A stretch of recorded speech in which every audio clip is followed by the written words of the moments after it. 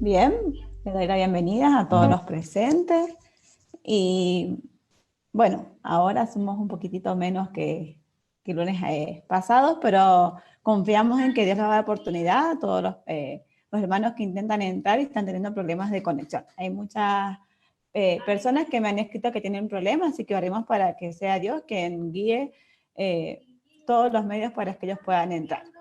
Para comenzar, vamos a pedir la presencia de Dios, vamos a pedir que tengan en cuenta también para que Dios pueda dar los medios de conexión para poder estar presentes hoy las hermanas que están teniendo problemas.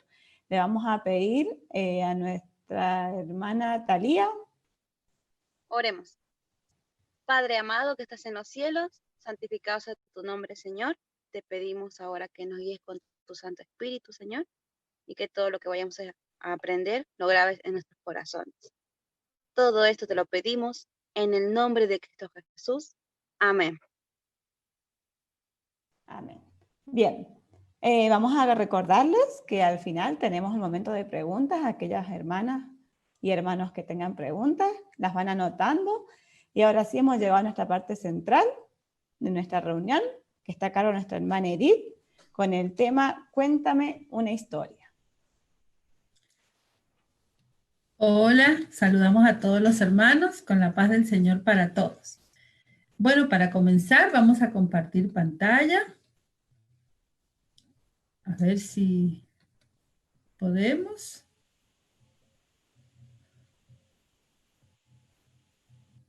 Hermano Eloy, ¿se habilitas para compartir pantalla?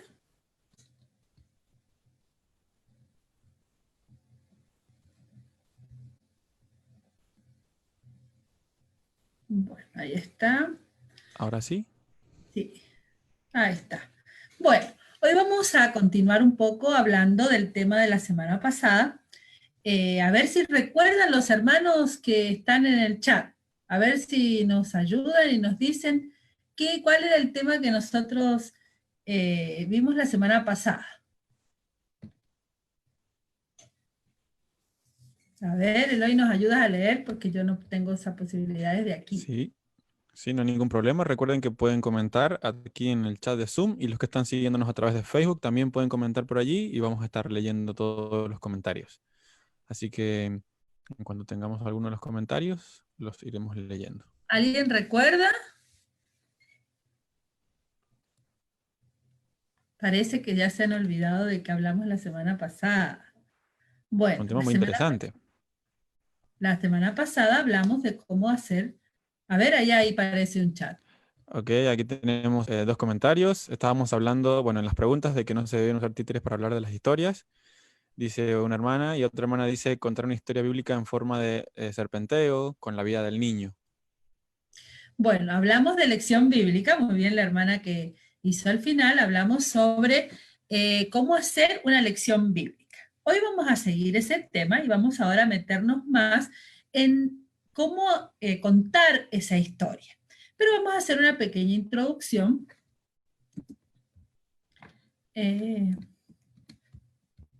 A ver si consigo. Con las flechitas prueba. No, ninguna. A ver. No consigo pasar la diapositiva. Ahí está. Muy bien, vamos a leer en Salmos 32:8. Dice, te haré entender y te enseñaré el camino en que debes andar. Sobre ti fijaré mis ojos. Tenemos una promesa en la palabra de Dios que el Señor a través de su palabra nos va a enseñar el camino que nosotros debemos andar y nos hará entender. La Biblia en Proverbios 22:6 dice, instruye al niño en su camino y aun cuando fuere viejo no se apartará de él. Tenemos hermosas promesas, por eso esta tarea de enseñar la Biblia a través de, enseñar lecciones a los niños a través de la Biblia, usando como recurso la Biblia, es la mejor manera de enseñar la palabra de Dios. Y vamos a leer aquí en Consejo para Maestros, Padres y Alumnos acerca de la educación cristiana, cómo Jesús enseñaba. Eloy, ¿me ayudas a leer? Sí, leemos. Jesús enseñó por ilustraciones y parábolas sacadas de la naturaleza y de los acontecimientos familiares de la vida diaria. De esta manera, asociaba las cosas naturales con las espirituales, vinculando las cosas de la naturaleza y la vida de sus oyentes con las verdades sublimes de la palabra escrita.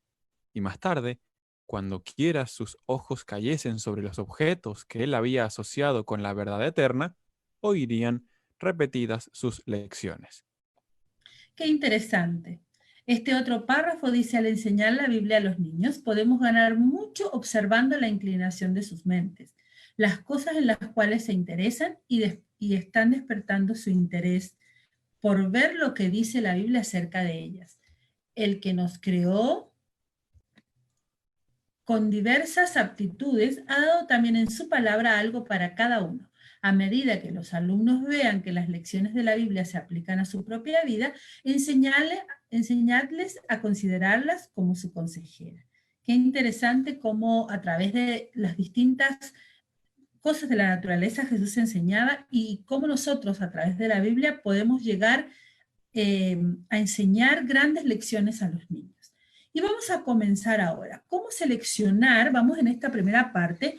¿Cómo seleccionar las historias bíblicas? Hablamos la vez pasada que teníamos 5 lecciones bíblicas para enseñar. Una era la lección haciendo una enseñanza al final, una era la lección temática, otra era la lección con preguntas, otra era las lecciones que hablaban del Evangelio. Y para todas esas lecciones bíblicas nosotros necesitamos seleccionar las historias de la Biblia. Entonces vamos a ver. Primero, para seleccionar las historias de la Biblia hay que tener en cuenta cómo es la afectividad del niño. Es decir, si el niño ha recibido amor, cómo ha sido la disciplina del niño, todo eso nosotros vamos a utilizar para la selección. Nosotros vamos a analizar nuestro grupo, a ver cómo está en relación a su afectividad para buscar las historias que ellos necesitan para su vida. Otro punto importante es para seleccionar las historias bíblicas, hay que tener en cuenta cómo es el pensamiento del niño. De acuerdo a la edad que el niño tiene, su pensamiento es diferente. Por eso es importante a la hora de seleccionarlas tener en cuenta su forma de pensar, en qué evolución él está. Las historias pueden clasificarse de la siguiente manera. Historias con principios bíblicos, principios específicos y bien claros en ellas. Historias con una enseñanza específica para el niño, por ejemplo, sobre las peleas, por ejemplo, sobre la mentira, bueno, historias de la Biblia seleccionadas con esas enseñanzas para que el niño aprenda. Historias con principios bíblicos, por ejemplo, el perdón, por ejemplo, la salvación. Bueno, el punto 3 dice historias que encierran en sí el mensaje del Evangelio, por ejemplo, toda la vida de Jesús, la muerte de Jesús, todo eso habla en sí del Evangelio. Otras historias que tenemos es la presentación del Evangelio, donde hay un personaje que tiene un problema que comparamos con el pecado, una solución ofrecida por Dios, y el resultado es la enseñanza que el niño aprende. Entonces tenemos esas cuatro maneras de clasificar las historias bíblicas. Ahora, a la hora de usar historias bíblicas, hay historias que tenemos que tener mucho cuidado. Por ejemplo, basar nuestra enseñanza sobre situaciones que trascienden su experiencia evolutiva. Por ejemplo, hijos de la prostitución, el levita y su concubina. Hay historias que los chicos por ahí, de acuerdo a su edad, no comprenden y tenemos que evitarlas o no usarlas. Después enseñar doctrinas que ellos no pueden entender. Por ejemplo, hay cierta edad que los niños los acontecimientos finales les producen mucha angustia, entonces evitar. De acuerdo a la edad, tenemos que seleccionar nosotros las historias. O pasajes bíblicos que crean confusión acerca de la persona de Dios, por ejemplo, el sacrificio de Isaac. Muchos niños no entienden por qué Dios mandó a matar a Isaac.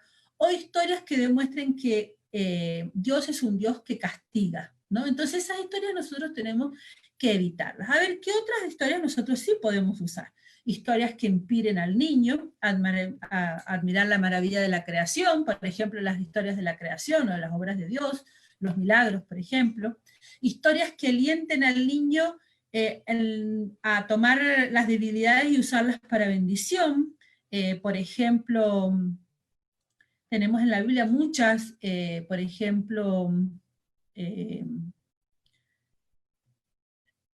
en este momento se me bloqueó la mente, pero por ejemplo, José en un principio él iba y le contaba todo al padre, pero después él usó eso para bendición, transformó su vida. Bueno, después tenemos otras historias que tienen modelos de fe, como Moisés, mismo después de la vida de José, por ejemplo, Elías, Eliseo, bueno, tenemos muchos otros. Después historias que animen al niño en la práctica de su vida diaria, como por ejemplo perdonar, como por ejemplo amar como Morrut, lograr paz como Isaac, la enfermedad de Job, etc. Historias que fortalecen la adquisición de principios, de los primeros conceptos doctrinales, por ejemplo, de Dios, del sacrificio de Jesús, historias así donde aprendemos las lecciones básicas de nuestra fe, historias que inician al niño a ser un testigo fiel, como por ejemplo Jeremías, Natán, Daniel. Tenemos muchas historias que podemos nosotros seleccionar. Historias que traen consuelo, por ejemplo el aceite de la viuda, historias que ayudan al niño a saber que el pecado trae consecuencias, por ejemplo Adán y Eva y otros, historias que animen al niño a encontrar la salvación de Jesús, y otras más. Ahora vamos a la narración, que es lo que nosotros vamos a tocar hoy. ¿Qué es la narración? ¿Un informe de hechos? No. ¿Tal día pasó tal cosa? No, eso no es una narración. ¿Una asociación de descripciones? Por ejemplo, hoy el día está frío, nublado. ¿Eso es una narración? No. ¿Un relato de acontecimientos desconectados? No, tampoco. Entonces, ¿qué es una narración? La podemos definir así. Es el relato de una serie de acontecimientos relacionados entre sí. Expresa una experiencia o una acción completa, por lo que su estructura tiene un comienzo, un desarrollo, un clímax y un fin. Llega no solo al conocimiento, sino también al sentimiento del oyente. Entonces podríamos definir narración como una serie de acontecimientos relacionados entre sí. Ahí tenemos un pequeño cuadrito de cómo más o menos sería gráficamente una narración. Empezamos por el comienzo, tenemos todo un trama, llegamos a la parte, al clímax importante, y ahí damos la solución, digamos, de la historia, y termina en la conclusión o en la enseñanza que nosotros queremos dar. Como vemos, va subiendo hasta llegar al clima, desde el comienzo hasta el final. Vamos a ir a través de la lección de hoy aprendiendo distintas partes de esta narración. Hay una muy narradora, ya anciana, Marta Salotti, no sé si ella vive todavía, pero es una señora mayor, dijo una vez: de mi boca a tu corazón, de tu corazón a tu cabeza. Ese es el proceso de la narración, dijo ella. Entonces lo que nosotros hablamos llega al corazón del niño y eso va hacia su mente con enseñanzas que él recibe.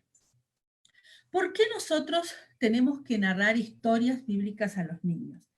Los niños tienen un pensamiento concreto hasta los 12 años. Ellos, hasta llegar a esa edad, ellos no comprenden las cosas abstractas. Entonces las historias le ayudan mucho a ellos porque ellos se comparan con el personaje, ellos forman parte del personaje, se identifican con él, y así ellos aprenden a través de eso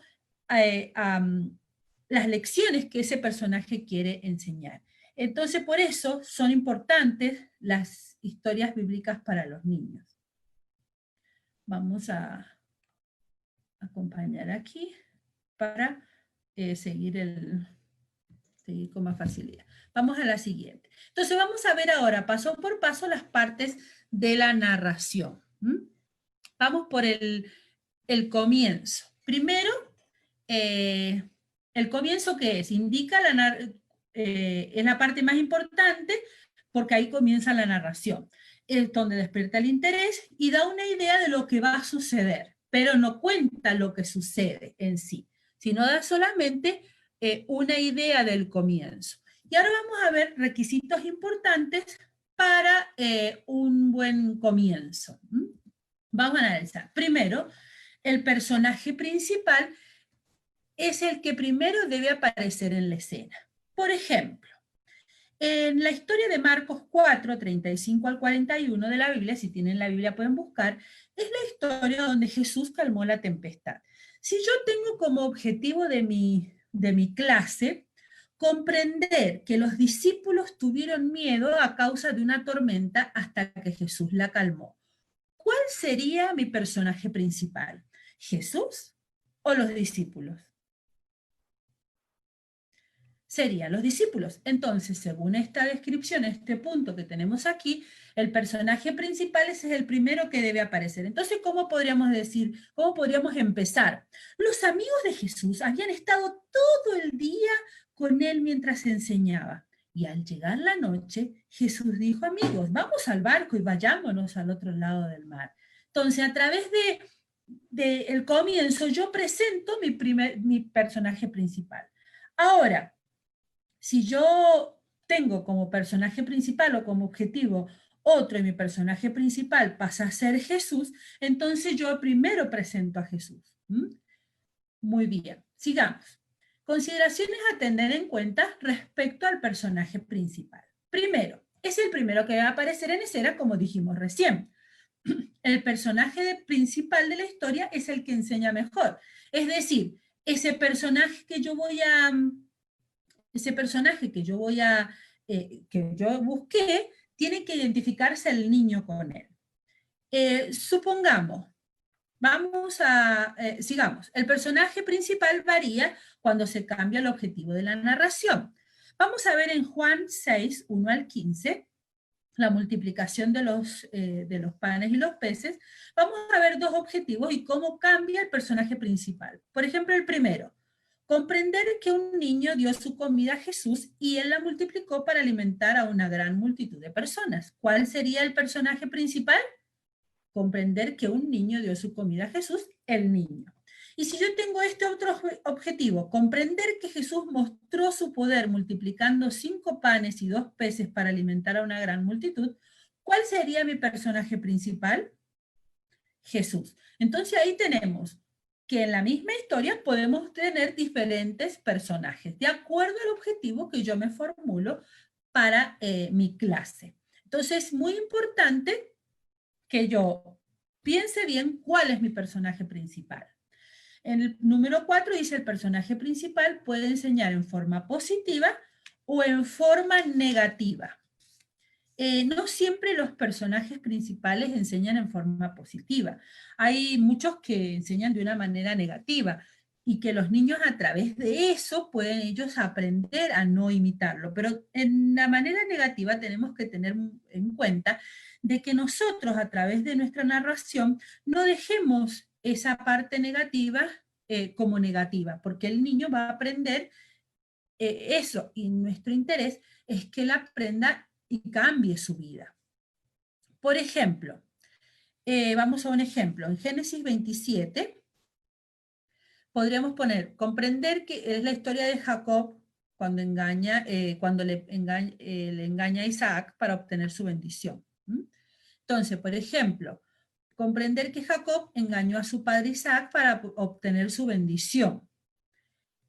O comprender que Dios no le agrada que sus hijos engañen a otros. Entonces, ahí en forma, Jacob está en forma negativa. Entonces nosotros tenemos que utilizar eso para poder enseñarle que no hay que engañar. Entonces eso hay que tenerlo muy en cuenta y hacerlo para no dejar una enseñanza negativa. Sigamos. Estamos hablando del comienzo. Un buen comienzo debe ser breve, sin excesivos detalles, con acción y sin decir nada que no tenga vinculación con el relato.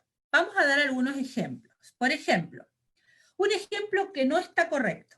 Los amigos de Jesús habían estado escuchando a Jesús mientras él enseñaba a la gente. Ellos habían visto cómo la gente escuchaba a Jesús. Jesús enseñaba por parábola, le enseñó la parábola del sembrador y le explicó lo que significaba, también la palabra del crecimiento de la semilla de mostaza. Le estamos hablando un montón de cosas y no es un comienzo breve y positivo.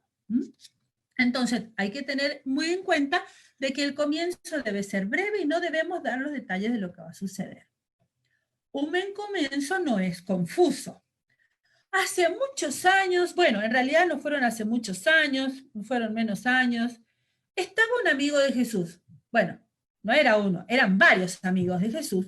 Y Jesús había dicho que vayamos a remar. Bueno, navegar. Mejor dicho, les dijo que pasaran al otro lado del lago. Entonces, está muy confuso el comienzo de mi historia. Tengo que ser bien claro en eso.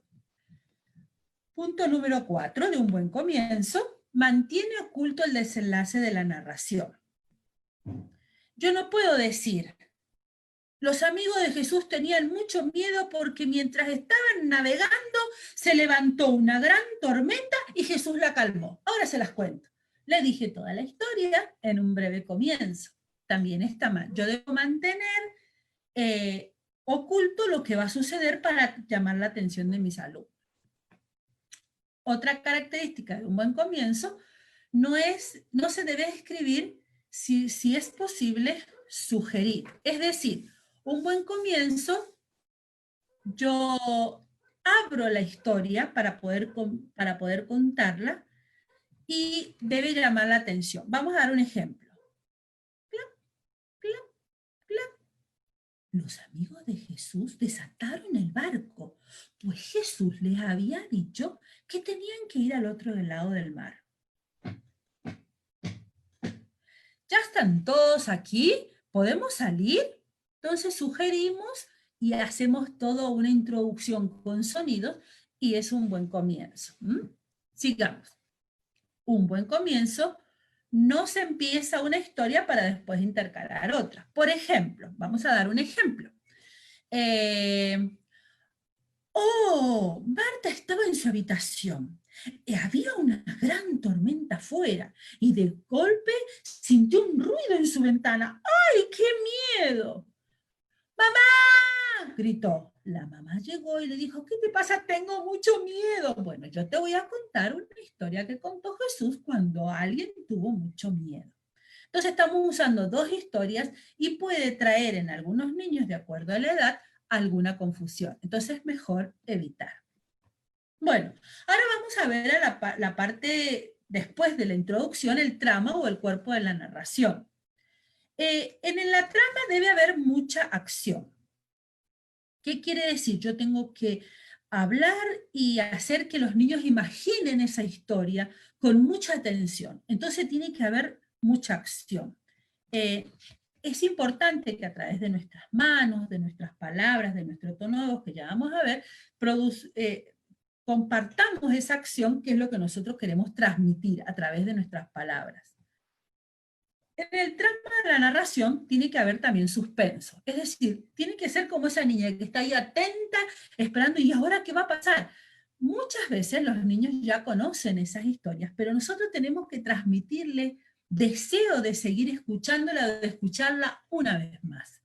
Y todo depende de cómo nosotros estemos contándolo, o qué suspenso nosotros estemos logrando a través de esa historia. 3, debemos enfatizar el problema principal de la narración.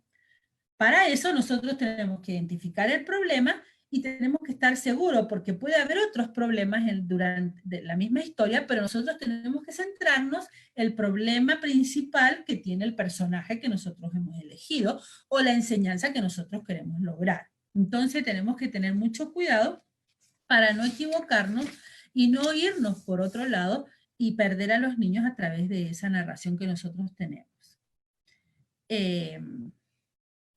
Por ejemplo,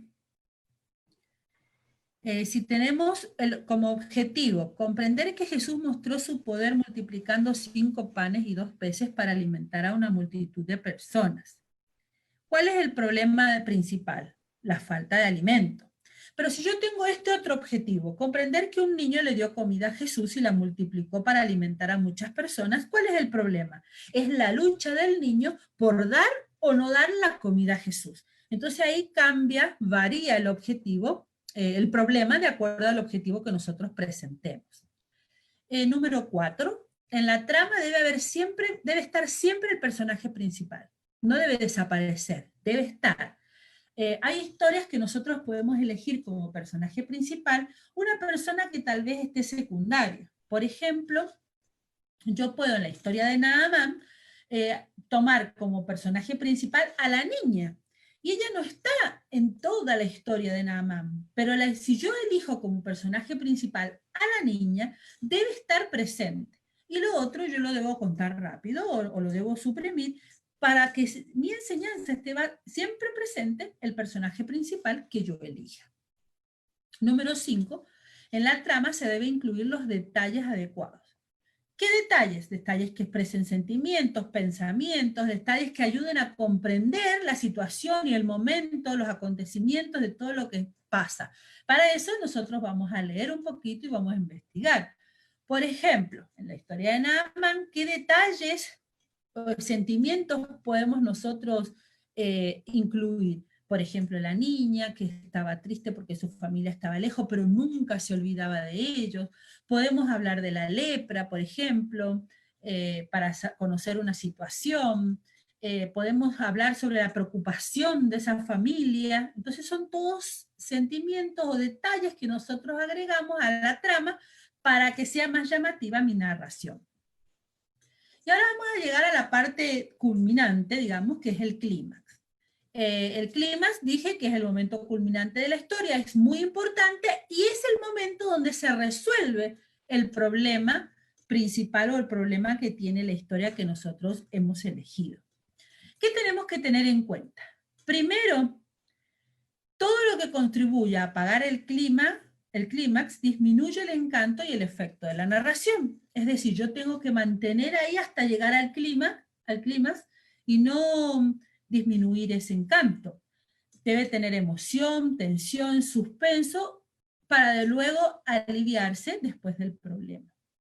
El clímax es más efectivo cuando más inesperado e imprevisto es. Poner detalle, suspenso y mucha emoción.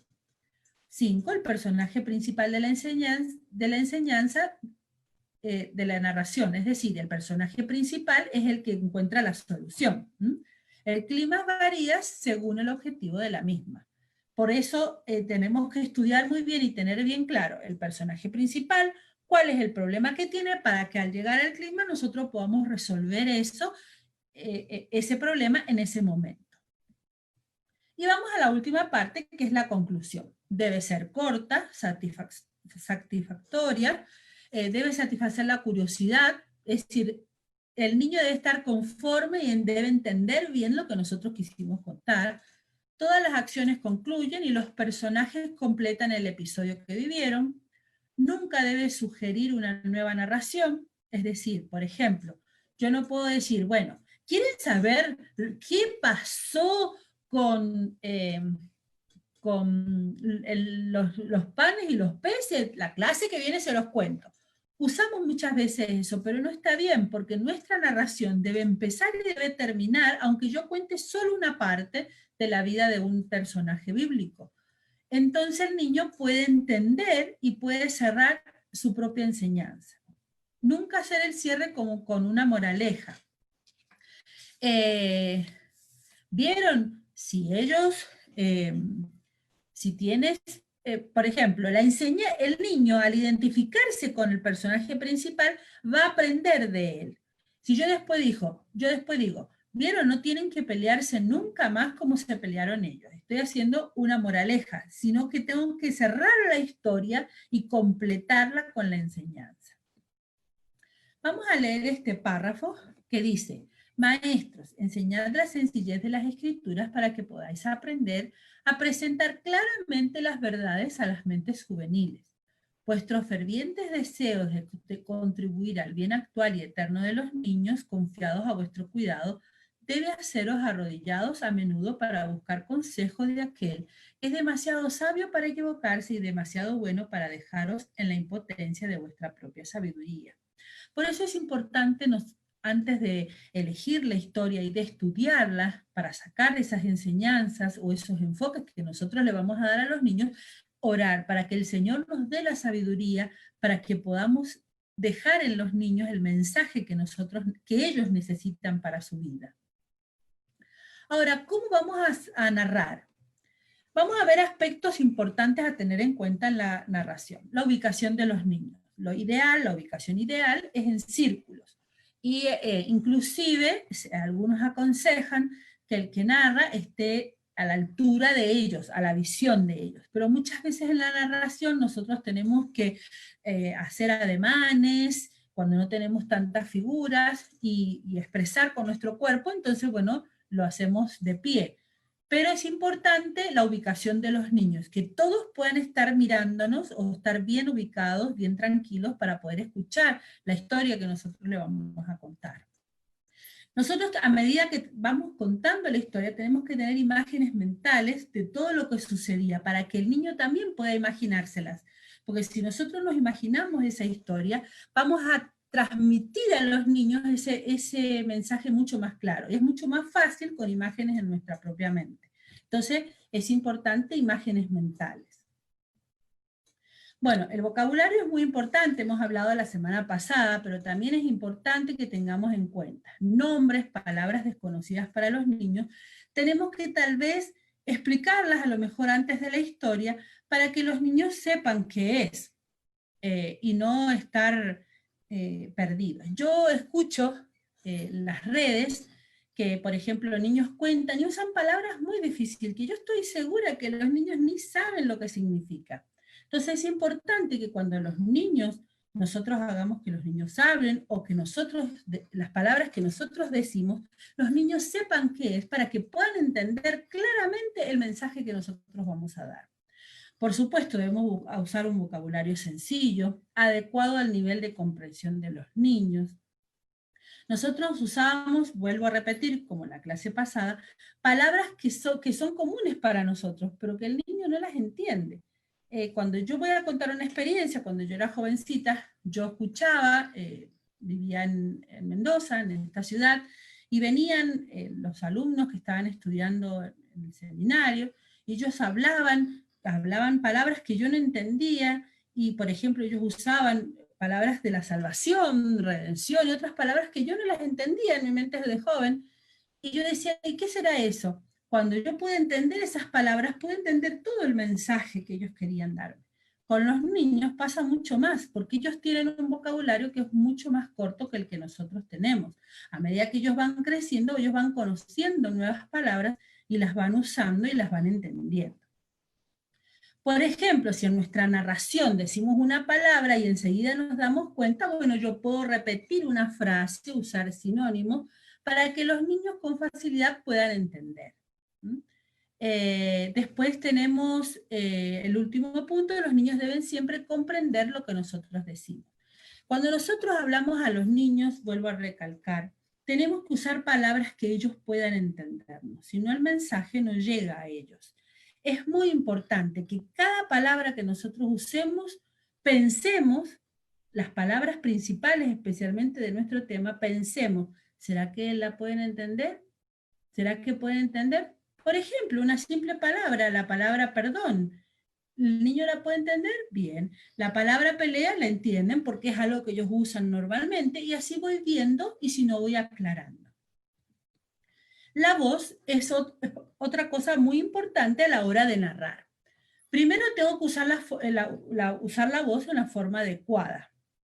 Por ejemplo, si yo quiero resaltar algo, voy a levantar un poquito la voz. Si yo quiero destacar algo con voz más suave, si yo quiero imitar a otro personaje, puedo cambiar un poco la voz. Es importante el uso de la voz, usarla de acuerdo a nuestra narración en los momentos adecuados. Es importante también que todos los que están en mi clase me escuchen con facilidad. Es decir, yo tengo que tener en cuenta que si yo tengo un grupo grande de niños y no tengo un micrófono, todos me tienen que escuchar. Entonces, todo eso depende, yo tengo que pensarlo con anterioridad y ver y prever eso para que todo esté resuelto. Por ejemplo, hay muchas personas que no les gusta usar micrófono, pero tienen un montón de niños en el lugar que hablan fuerte y los del fondo a lo mejor no escuchan. Entonces necesito obligatoriamente usar un micrófono para llegar a todos. Ahí dije de vuelta, hablar más fuerte o más suave según la narración. El tono de voz varía según el momento, acotar o el momento. Matices debo usar durante mi narración, pronunciar en forma correcta, clara las palabras. El ritmo, por ejemplo, yo puedo hablar más rápido cuando una persona corre o cuando va despacio. Y descansaba sentado debajo de un árbol. Bueno, yo puedo cambiar el ritmo de mi voz de acuerdo a la narración. También es importante hablar con nuestro rostro. Las emociones que nosotros transmitimos con nuestra cara también van narrando. Yo puedo mostrar angustia, puedo mostrar tranquilidad, puedo mostrar, ¡ay, qué lindo! Emoción con mi cara, y eso también los niños captan y forma parte de la narración. Que si yo, por ejemplo, digo, estaban todos muy felices y sonreían mucho. Yo no estoy expresando con mi cara la felicidad de que lo que estoy hablando. Estaban felices, sonreían todos. Entonces esa emoción que yo puedo transmitir con mi cara, puedo transmitírsela a los niños y ellos reciben mejor mi narración. Los gestos, los ademanes con la cara, ¿no? Expresamos distintas, que a veces ni hacen falta las palabras, con nuestro rostro ya les decimos y les expresamos una acción. Eso es muy importante en nuestras manos. Otra cosa importante es la ubicación de los objetos cuando nosotros contamos. Dice que había una maestra que contó, a mí me ha pasado un montón de veces también, que estaba contando, dice, la historia de Saqueo, y estaba narrando, dice, y ahí estaba el árbol, y Saqueo allá arriba. Y Jesús vino y en el árbol y cambió. Y entonces la niña le dice, señorita, está mal, maestra, está mal el árbol, va para el otro lado, el árbol no estaba ahí, está del otro lado.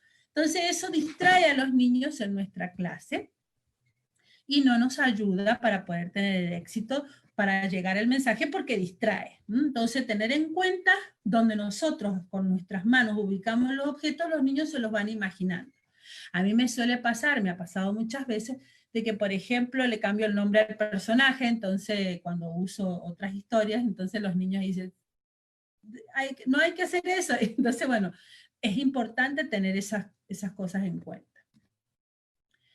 A veces también dar diálogos, y David dijo a Goliat, ¡Goliat! Entonces estamos dando vida a esos personajes que nosotros estamos contando. Otra parte, a ver, estoy volviendo para atrás, ahí, preguntas retóricas, hay que tener en cuenta que son las, ¿qué es una pregunta retórica? Son las preguntas que nosotros no queremos que ellos contesten, pero corremos el riesgo de que ellos las contesten, y eso mismo puede producir desorden en nuestra clase. Entonces tenemos que tener cuidado si vamos a usarlas. Podemos dar un ejemplo. ¿Piensas tú igual? Y entonces queremos seguir contando y a él, no, yo no pienso igual, no, si yo... Entonces desordenamos nuestra clase y la narración se pierde.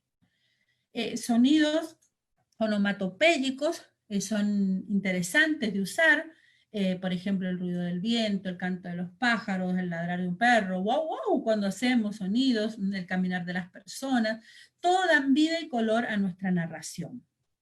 Y eso es muy lindo al hacerlo. Después,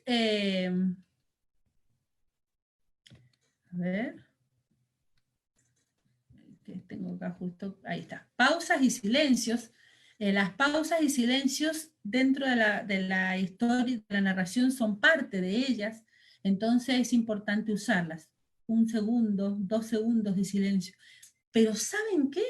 Eso también ayuda, ¿no? Las pausas, los silencios, producen expectativas, ayudan a concentrar la atención, pero no es importante no hacerlo todo el tiempo porque eso distrae, distrae también, y los niños empiezan a hablar. Bueno, las ilustraciones. Es importante usar ilustraciones porque ayudan a la imaginación y ayudan a comprender y nos ayudan también, nos van guiando a nosotros en la narración. Pero debemos manejarlo muy bien porque si no nos perdemos después con las figuras, no sabemos cuál elegir, entonces tenemos que tener en orden. A veces los niños se acercan, quieren ver antes de tiempo esas figuras y al verlas las desordenan y no sabemos cómo hacer, entonces tenemos que tener en cuenta cada una de las ilustraciones, el momento de usarla, cómo las vamos a usar, qué vamos nosotros a ilustrar. Entonces todo eso tenemos que tener en cuenta. Bueno, esperemos que pueda servirles este taller. Vamos a hacer ahora un ejemplo, si les parece bien. Vamos a dar un ejemplo de una narración. Vamos a hacer un ejemplo sencillo, en breves minutos. Yo traje aquí una historia para compartir con ustedes. Aquí traje algunas figuras para que podamos hacerlo. Muy bien. ¿Estamos todos ahí? ¿Sí? ¿Eloy, estás? Sí, sí. ¿Se escucha Ya bien? estamos. Sí, ¿verdad? Sí, se escucha bien. Bueno, vamos a hacer entonces el ejemplo de la narración que tenemos aquí. Les voy a contar la historia de un hombre que se llamaba David. Y él tenía un amigo, pero que no era tan amigo. David era un gran soldado. Él había ido al ejército, había ganado grandes batallas y había sido un gran ayudante de su rey, el rey Saúl. Y este rey Saúl tenía un poco de celos de él. Resulta que una vez quiso matarlo. Y claro, David salió corriendo, huyó y se escondía entre las montañas y cambiaba siempre de lugar para que el rey no lo encontrara. Un día el rey se enteró dónde estaba y dijo, ajá, allá voy a ir con mis hombres. Y juntó un ejército de 3.000 hombres y fue para allá a buscarlo. ¿A dónde fue? ¿Dónde estaba escondido? ¿Y dónde estaba escondido? Estaba escondido en unas montañas que se llamaban las montañas del desierto de Engadi. Eran unas montañas así que tenían, no eran tan altas, tenían como unas caídas, era todo un desierto, y allí ellos se encontraban. ¿Y sabes que en ese desierto, que se llamaba los Peñascos de las Cabras Monteses, era un nombre rarísimo, en ese lugar había un montón de cuevas, y en esas cuevas se había escondido David. Ahí estaba, porque había muchas cuevas y las cuevas eran muy grandes, hasta ejércitos grandes podían esconderse ahí. ¿Y sabes qué? Él no estaba solo, él estaba con toda su familia y muchos hombres que lo acompañaban. Y ahí estaba escondido, porque su enemigo, el rey Saúl, lo quería encontrar. Nosotros también tenemos enemigos, nos peleamos y a veces nos dejamos de hablar con nuestros enemigos. Pero, ¿sabes? Saúl iba con su ejército y dijo, descansemos un momento, voy a entrar a la cueva y me voy a acostar un rato a descansar. Y entró solito ahí, y entró con sus hombres y se acostó. Los hombres de David empezaron, ahí está tu enemigo, el rey Saúl, tenemos que aprovechar, tenemos que matarlo, tienes que vengarte de él, tienes que vengarte. No, no toquen al hijo, al elegido de Dios. Él es el elegido de Dios. Sí, hay que matarlo, si nos persigue siempre hay que matarlo. No, bueno, entonces anda y sácale una parte de su manto. Muchas veces actuamos igual. Cuando nos hacen algo queremos devolver, como los amigos de David que querían devolver. Y la Biblia dice que tenemos que perdonar a las ofensas como nos perdonan a nosotros, en Mateo 18:35. ¿Sabes? David, cuando le cortó el manto, se sintió mal, porque dijo, he tocado el manto del rey, del ungido de Dios. En eso se despierta y sale Saúl de la cueva. ¡Saúl! Yo soy tu hijo David que te llama. Saúl se da vuelta y lo ve. Ahí estaba. Tuve la oportunidad de matarte y no te maté. He salvado tu vida. Saúl no sabía qué hacer. Estaba asombrado. ¿Y ahora? Jehová te ha puesto en mis manos, le dijo David, y te he perdonado la vida. Más justo eres tú que yo. Me has pagado bien por mal todo el daño que yo te he hecho. Y Saúl y David se abrazaron y lloraron y se pidieron perdón.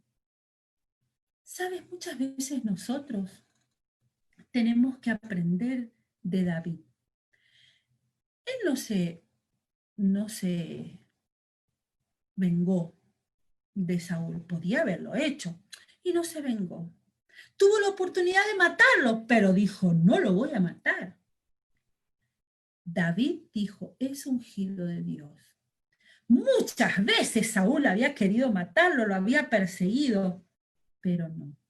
Y eso es lo que nosotros tenemos que aprender de David hoy, hacer como David fue. Tenemos que tener un corazón perdonador. Y a pesar de que nos pasen cosas malas, que nos peleen, que nos hagan mucho daño, nosotros tenemos que perdonar. Y si no podemos, tenemos que orar para que el Señor nos dé ese poder y nosotros perdonar a nuestros enemigos. ¿Qué te parece si esta semana perdonas a alguien que te ha hecho daño? ¿Quieres hacerlo? Pero antes vamos a pedirle al Señor que nos dé fuerzas para no tentarnos en vengarnos, así como fue los amigos de David que querían que se burlaran. No, nosotros tenemos que tratar de tomar fuerzas y perdonar. Bueno, a veces es difícil ante adultos contar historias, pero quise más o menos hacer un resumen de cómo podemos hacer lo que hemos visto en estos días, contar ambas historias. Espero que les pueda servir y bueno, estamos ahora para contestar las preguntas que ustedes tengan. Amén. Damos gracias a nuestra hermana Edith por el tema de hoy día y ahora sí hemos llegado a la parte de las preguntas. Antes, mientras van pensando y escribiendo sus preguntas en los chats, queremos decirles que nos pueden escribir su correo electrónico, si nosotros podemos mandarle el material que ha expuesto nuestra hermana Edith hoy día, el PowerPoint. Bien, nos quedó una pregunta el lunes pasado que no le hemos respondido. Y la pregunta dice, ¿cuál sería la edad adecuada para pertenecer a la escuelita sabática? Que hablábamos el lunes pasado. ¿Cuál sería la edad adecuada para pertenecer a la escuelita sabática? Porque hablábamos de los niños pequeñitos, de los niños de cuna. Bueno, en realidad es de una opinión personal lo que voy a decir. Yo creo que el niño a medida que va creciendo debe ir y asistir para que él vaya aprendiendo a estar en ese ambiente. Yo conozco en la iglesia local donde pertenezco mamás que llevan a sus niños desde bebé y ellos han crecido y con mucha emoción ellos transmiten eso que ellos escuchan. Pero yo dije el otro día que a medida que el niño pueda quedarse solito, la mamá se va saliendo. Lo ideal es de 2 años para arriba, ellos ya 2 años tenemos una afinidad con ellos, y cada niño es diferente. Hay niños de 3 años que se quedan, hay niños que no se quedan a esa edad, pero claro, es importante que nosotros hagamos en nuestra lección temas especiales para ello, aunque sean 2, que busquemos una persona que le enseñe a los niños más pequeños, a medida que para que ellos puedan comprender cada día, ¿no? Bien, nos preguntaron en el chat cómo sería una narración mal hecha, que no le quedó muy claro esa partecita. Bueno, una narración mal hecha, hemos dicho que cuando, por ejemplo, en el comienzo nosotros decimos lo que va a pasar, como por ejemplo si yo les dijera, les voy a contar la historia de David cuando se metió en la cueva y entró Saúl y le cortó el manto y pudiéndose vengar. Por ejemplo, cuando empezamos así, cuando contamos toda la historia. A veces es difícil cuando tenemos niños que saben mucho de la Biblia. A mí me pasó, yo tenía un niño, creo que contaba esta historia el otro día, pero tenía un niño que era muy estudioso de la Biblia, y cada vez que yo llegaba con una historia, él escuchaba atento hasta que sabía qué historia era. Cuando sabía qué historia era, ya la sé, era la historia de la oveja perdida, por ejemplo, me decía, la parábola de la oveja perdida, es la historia de... Entonces nosotros tenemos que tratar de, con esos niños, ser muy ingeniosos. Una historia mal contada es cuando nosotros empezamos ya contando el final, ¿sí? O contando la narración o lo que nosotros queremos que ellos aprendan. No sé si quedó. Nos pregunta también qué pasa si llegan tarde. Bueno, si llegan tarde nosotros tenemos que seguir con la narración, porque no vamos a empezar de nuevo con los que están, se pierden nuestra narración. Por supuesto que yo he hecho una narración muy, muy cortita. Nosotros tenemos que hacer más detalles. Yo quise dar un ejemplo muy corto y aparte con la cámara uno no puede explayarse. y mostrar con su cuerpo los distintos detalles de una narración. Pero es importante que nosotros tomemos tiempo, y si llegan tarde, bueno, captarán la historia desde donde nosotros estamos, porque si volvemos atrás vamos a interrumpir la clase y vamos a tener desorden de los que ya escucharon la primera parte. Podemos nosotros en la narración hacer como un breve repaso sin que los otros se den cuenta de lo que nosotros estamos haciendo, es decir, con mucha habilidad. Bien. Tenemos otra pregunta. Dice, ¿se debe pensar igual para niños de 5 años para abajo? Tengo problemas para llamar la atención de mis hijos con las historias bíblicas. Bueno, de los niños, claro, a medida que, por ejemplo, si hablamos de nuestros hijos, nosotros en casa tenemos que contarles las historias con mucha emoción, como las historias que ellos escuchan por ahí. Es importante, por ejemplo, el culto que nosotros hagamos todos los días y ellos ahí se van ambientando. Ahora, en la clase de escuela sabática, cuando tenemos niños menores de 5 años, tenemos que tener un grupo especial para ellos, porque ahí la historia no va a ser una narración cualquiera, sino va a ser adaptada a la edad de ellos, más sencilla, con menos detalles que ellos. Por ejemplo, si yo le digo a un nene de 5 años, estaba en la montaña, en las cumbres de las cabras monteses, el niño no entiende nada de todo lo que yo estoy hablando. Entonces tiene que, por ejemplo, decir, estaba en la montaña y estaba llena de cuevas. Entonces, ¿saben lo que es una cueva? Era un hueco así en la montaña donde ellos se podían meter y esconderse bien adentro. Bueno, son cosas que ellos a los 4 años, 5 pueden entender. Bien, gracias. Nuestra hermana Katrina dice, aquí está Aarón, de 11 meses, y estuvo atento a la historia. Creo que con respecto a que de chiquitito también pueden prestar atención y aprender sobre Jesús. Nuestra hermana Débora... Perdón, Mica, sí. Hermana Mica, yo conozco a muchas mamás que llevan a sus niños desde muy pequeños a la escuelita de niños. Es cierto que ya se pierden parte de la lección, pero tal vez pueden turnarse con el papá, y así ellos se van acostumbrando a que van a la escuela de niños. Es como muchas veces otro ejemplo, que nosotros tenemos niños grandes y ellos todavía no tienen una Biblia. No saben lo que es tener una Biblia ni cuidarla. Entonces, a medida que ellos van creciendo, nosotros les vamos comprando libros de historia para que ellos puedan ir entendiendo que esa es la palabra de Dios. Y así como nosotros en la casa le enseñamos, vamos a orar, a ver, vamos a arrodillarnos, ahora hay que hacer silencio, eso van aprendiendo a medida que van creciendo y adaptando todas esas enseñanzas para ellos. Bien. Nuestra hermana Valentina Hurtado dice si hay variación de edad en los niños, o sea, hay niños pequeños de 4 años y unos de 12, para que no se distraigan. Separación de clase no se puede porque no hay muchos miembros y no son tampoco muchos niños. Bueno, yo he tenido clases de 2 alumnos nada más. Eran 5 y hacíamos 2 divisiones de clases. Pero si no se puede, entonces hay que contar la historia de un nivel medio, donde la mayoría de mis alumnos, la edad de la mayoría de mis alumnos, tratando de usar palabras bien sencillas para que el niño de menos edad pueda entenderla. Entonces, sin que los mayores se distraigan. Entonces es importante tratar de buscar el equilibrio, ¿no?, en esas edades. Porque hay iglesias, yo conozco a la hermana Debbie, que a lo mejor no tiene espacio físico para dividir, ni muchos hermanos para hacer 2 clases. Entonces, bueno, tratamos de hacer la historia de una manera que todos puedan entender. Bien, nos preguntan, ¿cómo trabajar con niños especiales e hiperactividad? Bueno, es bastante difícil, ¿no? En la escuela no suele pasar. Y bueno, con esa clase de niños, por eso tenemos que buscar qué cosas les atraen a ellos, usarlo como ayudantes, tal vez buscar métodos, estudiar métodos de cómo nosotros podemos llamarle la atención a ellos. Y de todas maneras, los chicos con hiperactividad suelen escuchar a medida que ellos van moviéndose. Y ellos tienen esa habilidad de hacer las 2 cosas a la vez. Mi hermano era bastante inquieto, uno de mis hermanos, él se movía todo el tiempo, y él decía, pero escúchame, le decíamos nosotros, yo te estoy escuchando, aunque yo esté haciendo esto otro. Entonces tal vez, bueno, buscar algo, y si no, buscar a un hermano que esté cerca de esa persona para que esté mirándolo, para que esté ayudándolo con mucho cariño, así se mantiene quietito y no distrae la clase.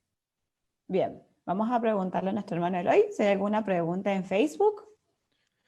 En Facebook tenemos bastantes saludos, pero no tenemos ninguna pregunta por el momento. Sí agradecen los hermanos al que se esté llevando a cabo este programa.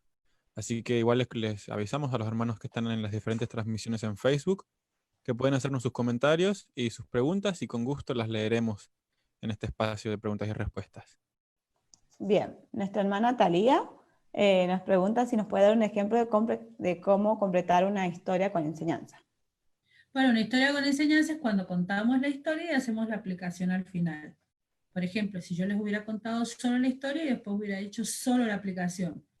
Si ustedes prestaron un poquito de atención, aunque yo la hice rápido, yo fui comparando con la vida del niño, hice un par de veces en la narración, pero historia con enseñanza es esa, cuando yo solo cuento la narración y después solo hago la aplicación a la vida de los niños. Bien, ¿se puede narrar la historia y luego en las actividades dejarles hacer dibujos libres para que ellos hagan el uso de su imaginación? A ver, las historias nosotros las usamos como medio para enseñar algo. Por ejemplo, en la historia que yo conté recién, yo hablé sobre las peleas, ¿sí?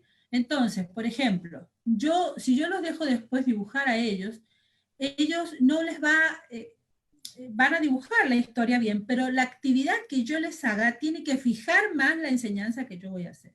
Entonces, por ejemplo, ¿qué actividad yo podría haber hecho recién? Bueno, muy bien, anotemos en un papel con quiénes te has peleado alguna vez.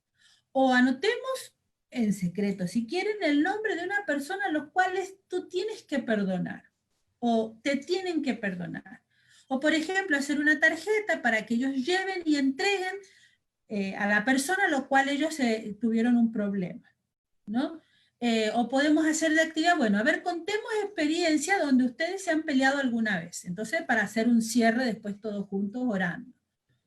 Bueno, la idea de la actividad siempre tiene que tener un objetivo. El objetivo es fijar que nosotros hemos hecho antes. Bien. No sé si tenemos alguna otra pregunta más. Ahí Mabel dice algo que es interesante. Valentina, tal vez el niño de 12 años puede ser tu ayudante en la clase. Por supuesto, nosotros los niños más grandes, ellos pueden ser nuestros ayudantes. Pero hay algo que tenemos que tener en cuenta. Ese niño de 12 años debe salir con una enseñanza de nuestra clase. No solamente debe ser ayudante, sino también debe aprender. Y ese es el reto, ¿no? Más grande, que nosotros captemos la atención del niño de 12 años, como también le enseñemos al niño más pequeño. Bien. Tenemos una pregunta más. Dice, ¿será que se deben repetir las historias varias veces para que podamos ver que aprenden algo? ¿O no debemos abrumar a los niños memorizando cosas? Por ejemplo, aprenderse que cada paso, cada día de la creación. Vuelvo a repetir, las historias bíblicas son medios para enseñar, las historias bíblicas son, digamos así, son para imitar, no encuentro la palabra exacta, son nuestro medio de enseñanza. Yo no debo contar la historia para que ellos aprendan la historia. ¿Se acuerdan que la semana pasada vimos un nenito que era muy cabezón y era poco cuerpito en una de las imágenes? Es cuando nosotros solo les enseñamos la Biblia y no tienen ellos crecimiento espiritual. Entonces, yo puedo repetir las historias y las vamos a repetir muchísimas veces con diferentes enseñanzas. ¿Se acuerdan que la semana pasada yo les di un ejemplo de historia y ustedes tenían que decirme qué podemos aprender de ellas? Bueno, ese es un ejemplo. Yo puedo hacer la historia de David y Goliat para hablar sobre la valentía, puedo usar la historia de David y Goliat para hablar sobre los temores, porque el pueblo tenía un temor terrible de ese gigante.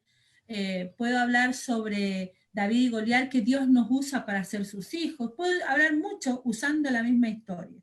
Entonces, si mi objetivo es la enseñanza, yo voy a usar muchas veces la misma historia enseñando. Inclusive los niños pueden decir, bueno, a ver, ustedes respondan a medida que yo voy preguntando, porque ya conocen la historia, entonces yo voy preguntando y voy haciendo la enseñanza con preguntas.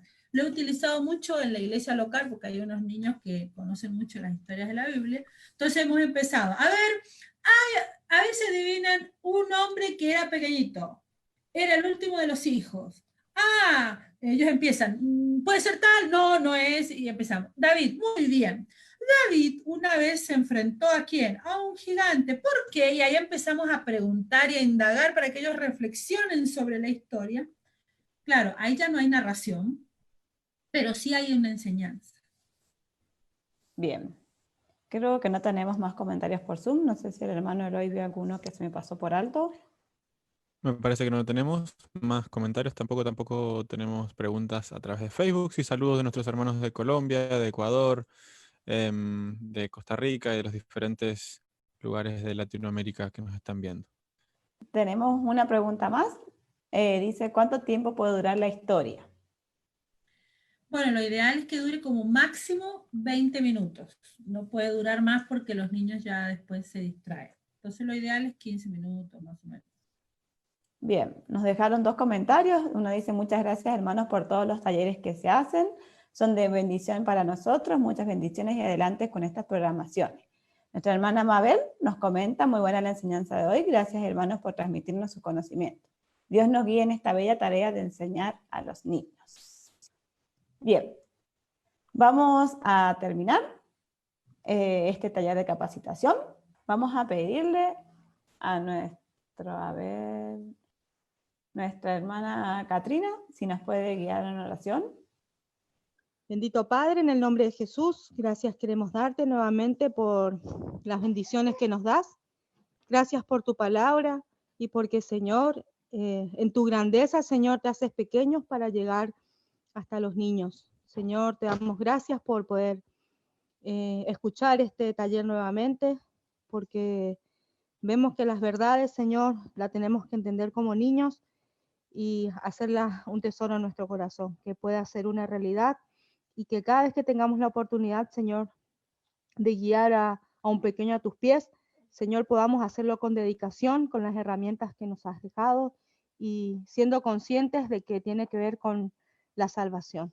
Gracias una vez más, que tú bendigas siempre la tarea de nuestra hermana Edith y todo el equipo y a cada una de las personas que hemos tenido la oportunidad de escuchar en esta noche. Te pedimos y te agradecemos en el nombre de Jesús. Amén. Bueno, de esta forma damos terminado el día de hoy el taller. Los invitamos para el resto de los próximos días, las semanas que nos puedan seguir acompañando y les deseamos una muy feliz noche.